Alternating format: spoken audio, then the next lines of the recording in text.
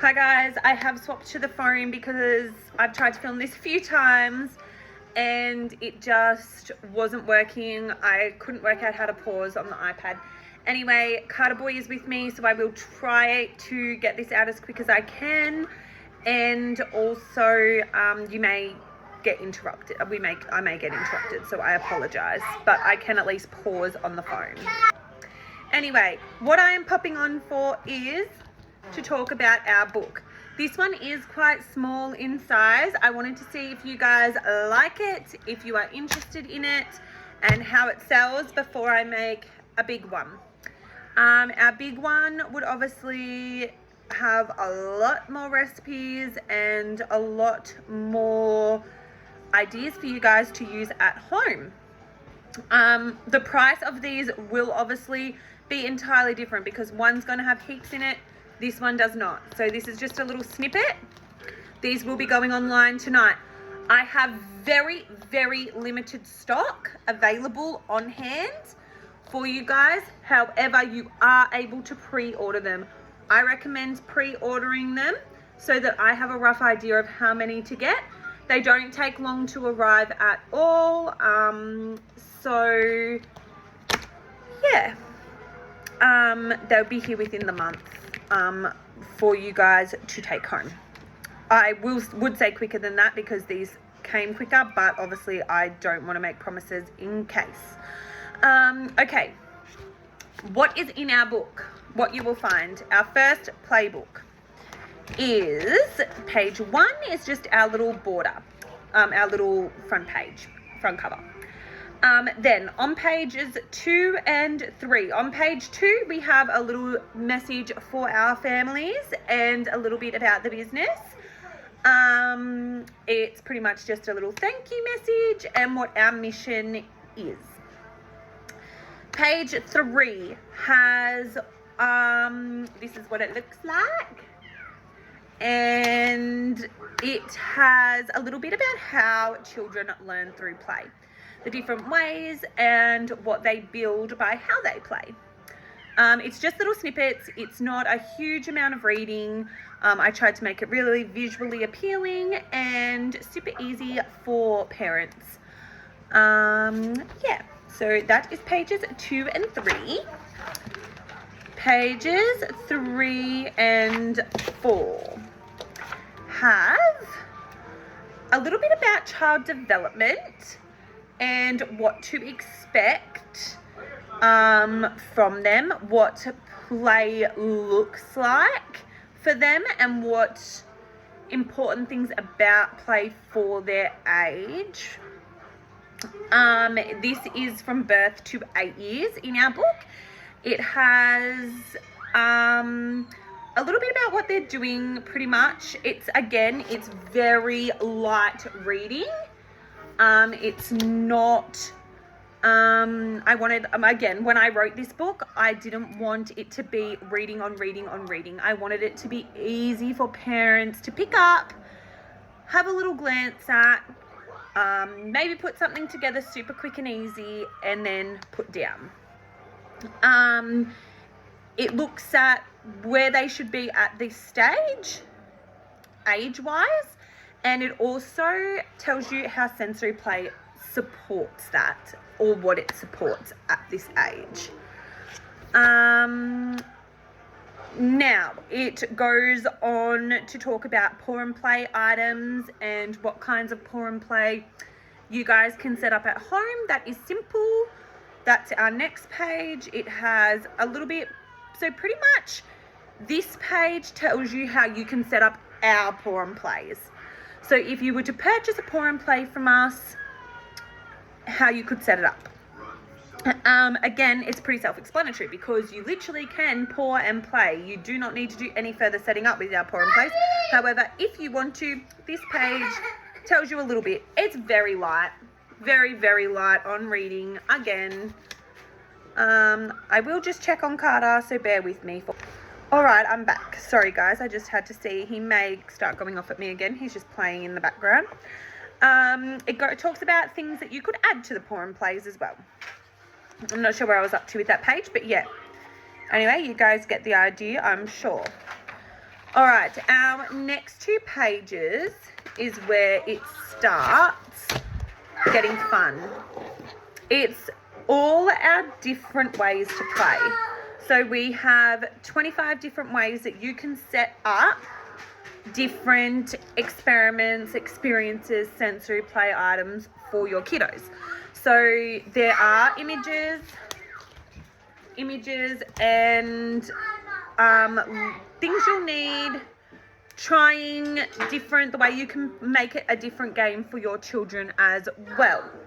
For instance, the ocean rescue, I'm going to go into this with you guys because there's so many more like this that you guys can purchase the book to buy, to put together, sorry. Setting up an ocean experience. It talks about the skills that the child will develop. It talks about what you will need, which again, you can purchase it from us. The book is still useful because then it will tell you, you can set this up as a rescue the sea animals experience. You can set it up as a build an ocean habitat. You can bury hidden treasures and make it a find the hidden treasures. Or you can make waves in the sand. So each of our different setups in the book have all different ways to play and all different ways your child can utilize this experience. We also have little sections each way that on each one that have little pointers as well. Sorry, I hope this is making sense. Then on our next 2 pages is another bunch displayed all differently to keep it new and fresh for you to look at. And again, just going through things you'll need, different ways you can try it, different ways you can set it up. Lots of these experiments, experiences, whatever it might be in this book. It's mostly sensory play in this book. In my next one, I would like to include some more science-based and stuff for the older children as well. Not saying older children won't love these either. I definitely would say 0 to 8 years. This book is definitely worthwhile getting your hands on.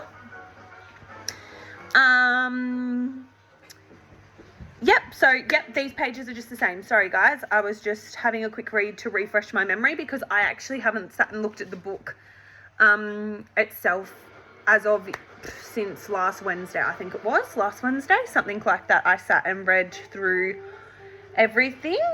But yes, so there's 25 different little setups. Our next 2 pages are also more setups.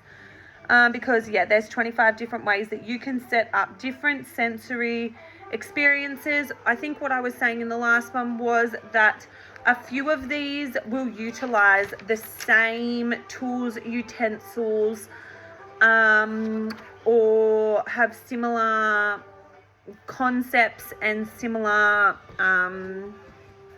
what's the word I'm looking for? Elements, that's the word I'm looking for. Similar elements, but explored in a completely different way. So yes, there's 25 of these, and our next 2 pages, that's what they are also. So let me just have a count. I didn't put an index in here.